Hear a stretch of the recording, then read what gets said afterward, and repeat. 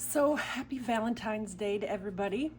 I'm officially at the halftime of my treatment, my chemo treatment for triple negative breast cancer.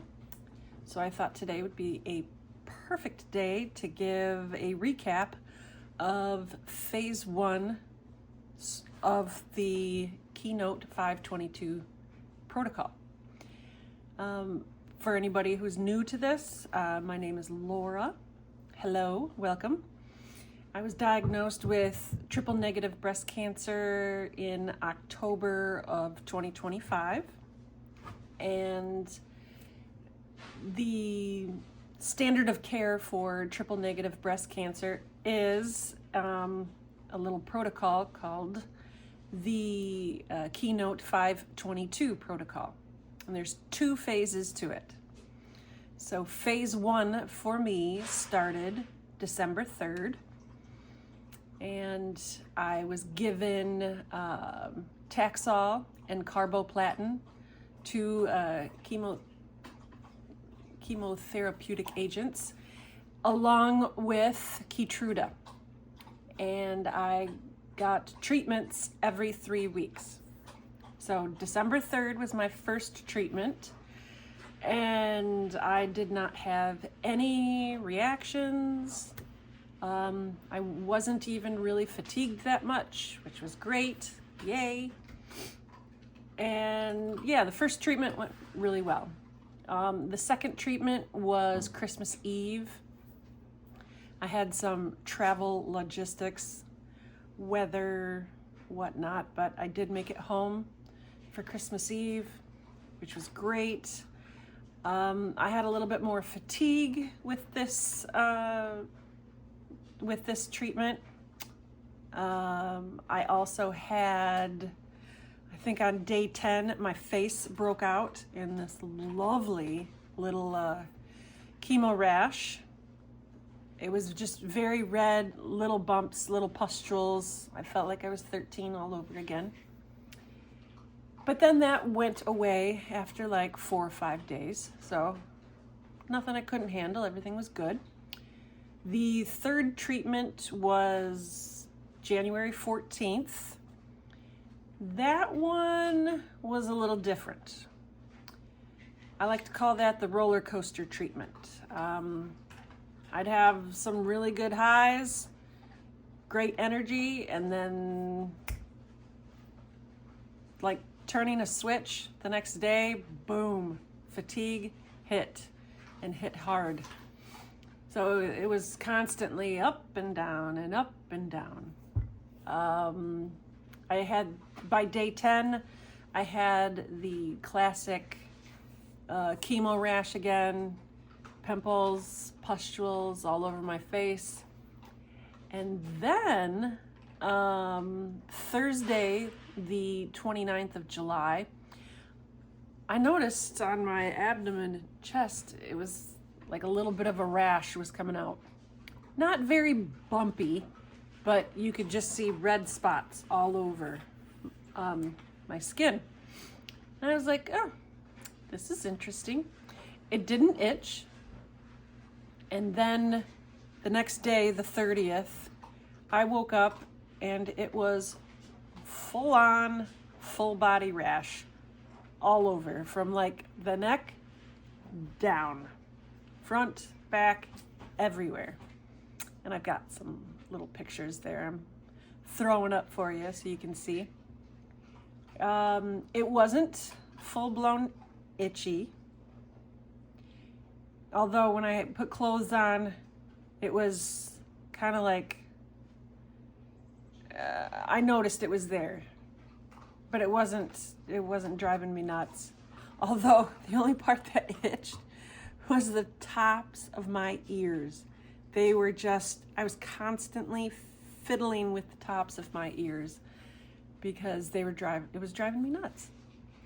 And then I had called the head nurse at the infusion center. She said, go to the health center. So I went to the health center, got a prescription for a topical steroid cream. But of course it was Friday. So the prescription wasn't coming over. Probably wasn't going to make it until Monday, because also that weekend there was terrible weather, which meant the airport wasn't flying, so prescriptions weren't coming over to the island. And then that Sunday, which was, I think, February 1st, my next treatment was going to be February 4th, and they advised me to leave on Monday for my treatment on Wednesday. And so I was leaving, steroid cream was coming. I was like, whatever. I tried to use a little bit of cortisone 10. And then, of course, by the morning of the 4th, when my oncologist sees me, the rash was pretty much gone. So it was around, I think, for 4 or 5 days, and then it was gone. Oh well. And so then the next treatment was February 4th. Surprisingly, I felt really, really good. Monday the 9th, it wasn't a horrible day, but it was a fatigue day, so I took a nap, and I was in bed by, I think, 7:30 that night. And then I woke up on the 10th and was feeling great, and have been feeling great since then. So it was not a roller coaster treatment. It was nice. I was very thankful for that. I am on day 10 of that treatment. My face has not exploded in the chemo rash like it normally does. Maybe it'll be a little late, who knows? Maybe the body rash might pop up. It might not, who knows? So, with this last treatment, pardon me, phase 1 is finished. I have completed the Taxol, carboplatin, and Keytruda, that phase 1 portion of this protocol. My next treatment is February 25th, and that is the beginning of phase 2. Phase 2 is where they bring out the heavy hitters, which is doxorubicin, or it's called adriamycin, nicknamed the Red Devil. And the second one is cyclophosphamide. And I also get Keytruda as well. That's the immunotherapy drug. I have been warned that this will knock you on your ass. It'll kick your butt. Sorry for the squeaky. That's Toby running around the house doing his squeaker. Some people go through it. Yeah, they're fatigued. But some people manage it just fine, and then other people not so much. So I'm nervous about how this is going to go. I'm not looking forward to it. My infusions in the past have been like 5 hours. I've been trying to find online how long this one's going to be. So I think it's going to be cut in half. So I think it's going to be around 2.5, maybe 3 hours for this, which would be cool. Oh, you guys, stop. Dogs. I think that's really all I wanted to say, is that I'm very excited that I'm halfway done. I'm very nervous for this next phase coming up. Oh, with this last treatment, when I saw the oncologist, he was going over my hemoglobin and red blood cell count. It is slowly ticking down. I'm in the 9s right now with my hemoglobin. I'm assuming when I get my labs done on the 24th that it'll be down even a little further. So he said when you get down into the 6s and the 7s, then they're going to have to look at a blood transfusion, which isn't the end of the world. It apparently makes you feel really good. Because that's where all the fatigue comes from. Not enough oxygen. There's not enough hemoglobin circulating in your blood. There's not enough oxygen getting to where it's got to go in the body. Because of that too, that can also cause heart palpitations, because your body's like, hello, let's go. We need oxygen. Come on, heart. Pump, pump, pump. Pump, pump, pump.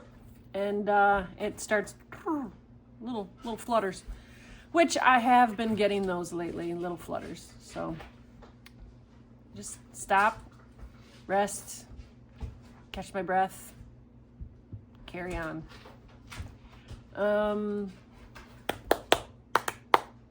I think that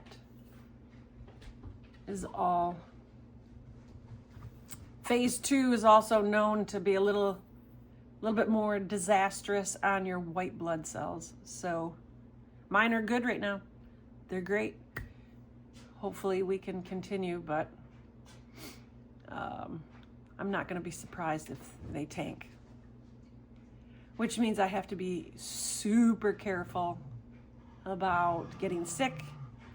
No scratches, no cuts, or try to avoid it as much as possible because it's not good. Like even a fever of like 100 degrees is, yeah, they say, nope, you got to go to the hospital usually if that happens. So we'll see. Okay, I'm halfway through. Yay! 3 more months. Get this over with. If everything goes well, April 29th should be my last infusion. So I will keep you updated. Oh, this week, Tuesday, February 17th, I am meeting with the radiation oncologist, getting that appointment done. I'm going to talk about what, because I have a lymph node involved in the axilla, my armpit, radiation is on the table. Oh well. And then, oh yeah, my referrals for U of M came in. Woohoo! So March 12th and 13th, I will be heading down to the land of maize and blue, and I will be meeting a breast surgeon by the name of Dr. Melissa Paluski, and I will be meeting a plastic surgeon by the name of, I cannot even say his first name. Thankfully, I can pronounce his last name, and he is Dr. Momo. So that's all I got. Some people have asked about diet. I have not touched on that yet. I will, in the interim, I will be touching on diet, on what I eat, what I don't eat, and some of the reasons why I do that. Okay, have a good one, and happy Valentine's Day. Bye.